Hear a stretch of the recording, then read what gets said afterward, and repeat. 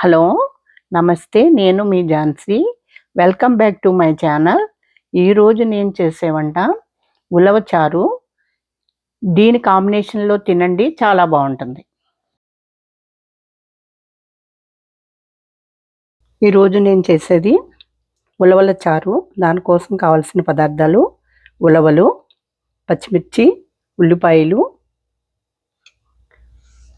ధనియాల పొడి, జీలకర్ర పొడి, సాల్టు, పసుపు, కారము, పోపుకి కావాల్సినవి ఆవాలు, జీలకర్ర, కరివేపాకు, ఎండుమిర్చి, వెల్లుల్లి, ఇంగువ.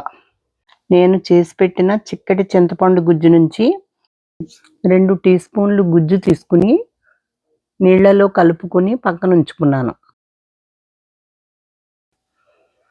ఉలవలు ఇవి ఈ గ్లాస్ నిండా అంటే పావు కేజీ ఉంటాయి.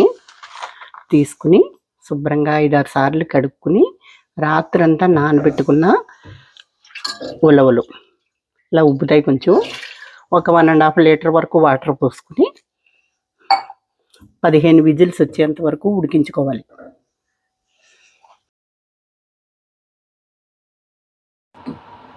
ఉలవలు ఒక 15 విజిల్స్ వచ్చేంత వరకు ఉడకబెట్టుకున్నాను. ఇదిగో ఇలా వచ్చింది మెత్తగా. ఇప్పుడు ఉలవల నుండి వాటర్ వడపోసుకుని పక్కన పెట్టుకోవాలి. ఉలవల నుంచి వడపోసిన వాటరు దాంట్లో సగం ఉలవల్ని ఇలా గ్రైండ్ చేసుకుంటే మెత్తగా ఉంటుంది. ఈ పేస్ట్ని వాటర్లో కలిపేసుకోవాలి.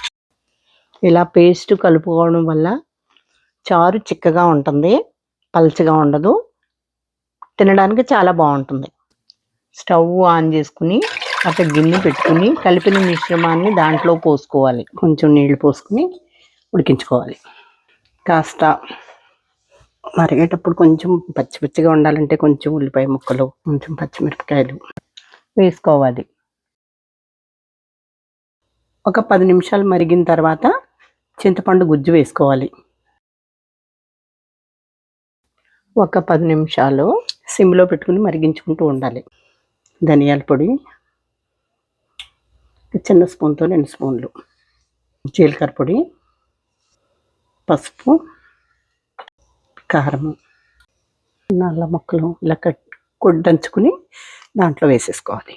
1.5 స్పూను సాల్ట్ వేసేసుకుని ఇలాగే కాస్త చిక్కబడేంత వరకు మరిగించుకుంటూ ఉండండి. 10-15 నిమిషాల్లో దగ్గరికి వచ్చేస్తుంది. స్టవ్ వెలిగించుకుని చిన్న మూకుడు పెట్టుకుని సరిపడా ఆయిల్ వేసుకుని కాగిన తర్వాత చిన్న స్పూను ఆవాలు, చిన్న స్పూన్ జీలకర్ర, కొంచెం ఎండుమిరపకాయలు, వెల్లుల్లి ముక్కలు,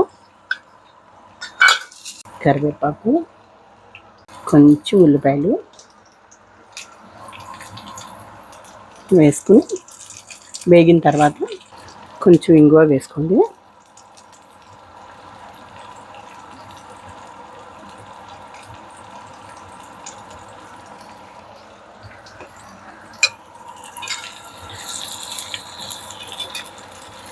బ్రౌన్గా వేయించుకోవాలి.